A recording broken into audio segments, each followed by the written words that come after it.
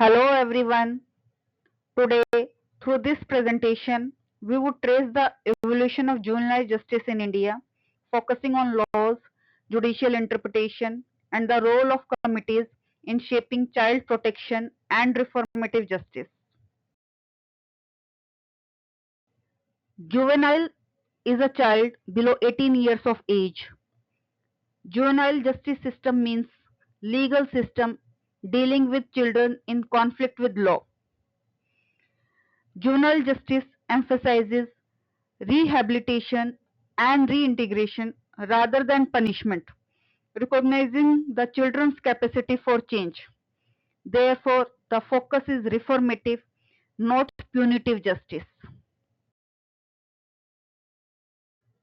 There are certain important considerations in juvenile justice system. First one is age of criminal responsibility. It is fixed by the legislature and varies across world. It is based on the fact that certain psychological state and mental capacity are essential for full culpability in criminal act. Second, diminished culpability of juvenile because there is a lack of maturity and underdeveloped sense of responsibility. These deficiencies are reversible, be reformed with advancing age and neurological development. Third one is special status of the children because they are being prone to the exploitation. International conferences and declaration has a great influence on the development of juvenile justice. The first conference was Geneva Declaration of the Rights of Child by League of Nations in 1924, which focused on children's rights, outlining key need for nourishment, health, education, and protection from exploitation. Thereafter, Universal Declaration of Human Rights in 1948 recognized special care and assistance to the children. The next important Declaration of Right of Child by UN in 1959 provided special safeguard and care, including appropriate legal protection before or as well as after birth. Thereafter, UN Convention on Rights of Child in 1989 proved to be a landmark treaty which defined children under 18 as individuals with inherent human rights, including civil, political, economic, social, and cultural rights. And it required the government to act in child's best interest, ensure their survival, development, protection, and participation, and holding the governments accountable through reporting. India ratified this convention in 1992. Now, to understand the development of juvenile justice, we go to the pre-independence period. We can say that during British rule, the idea of reformative treatment began, but the laws were fragmented and limited scope. In 1850, Apprentices Act was passed to enable children, particularly orphans and those supported by public charity, to learn the trade and crafts so that they can gain a livelihood upon reaching adulthood. In 1897, Reformatory School Act was passed to provide education and vocational training rather than just imprisonment for the youthful offenders under 15 by sending them to the reformatory schools for detention and industrial training. In this way, children were treated differently from the adults. During the post-independence era, the children's protection was guaranteed through constitutional means by incorporating the same in the fundamental rights and the directive principles of state policy.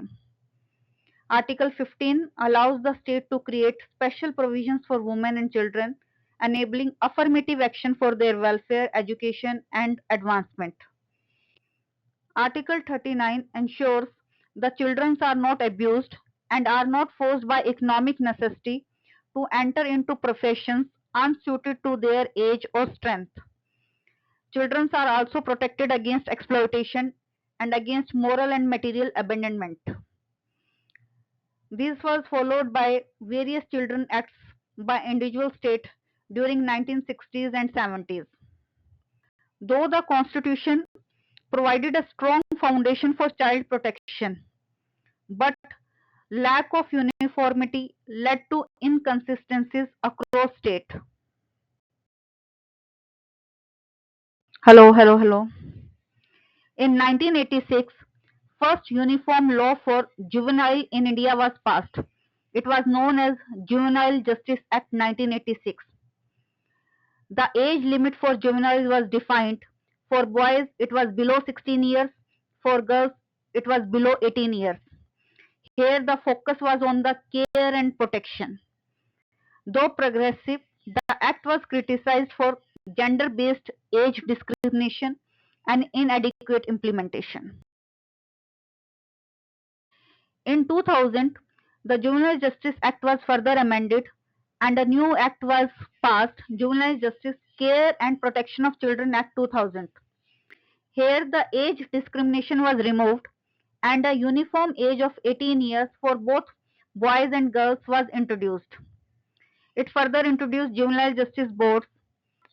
This act was enacted to comply with the United Nations Resolution on Child Rights in 1989, which was ratified by India in 1992.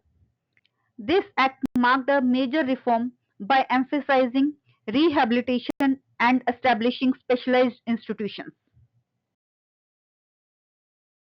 There are two important case laws under Juvenile Justice Act 2000. One is Pratap Singh versus State of Jharkhand in 2005.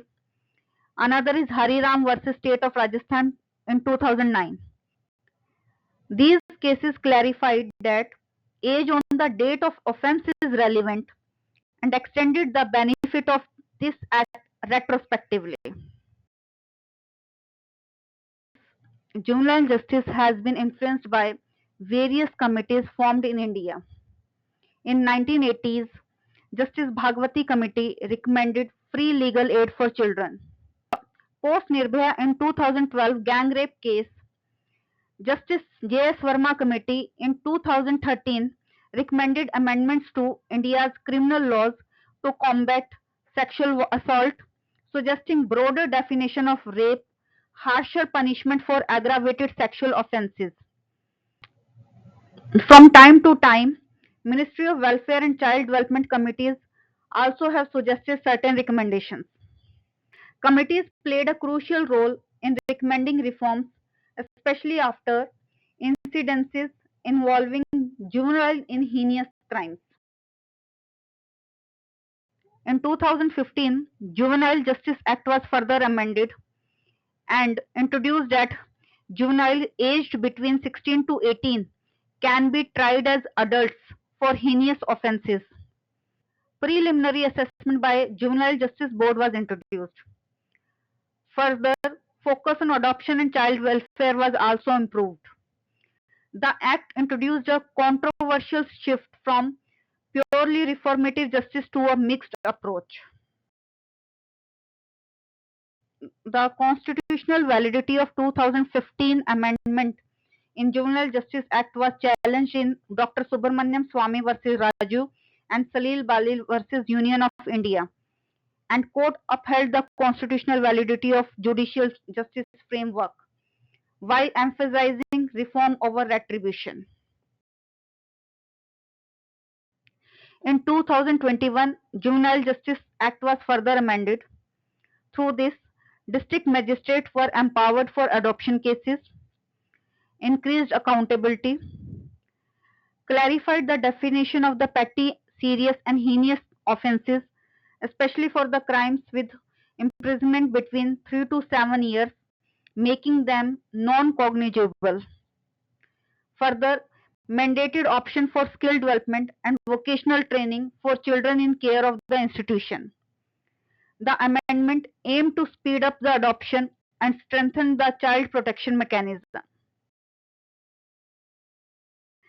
Despite reforms in the juvenile justice system, implementation gaps and misuse of discretion remains the major concern.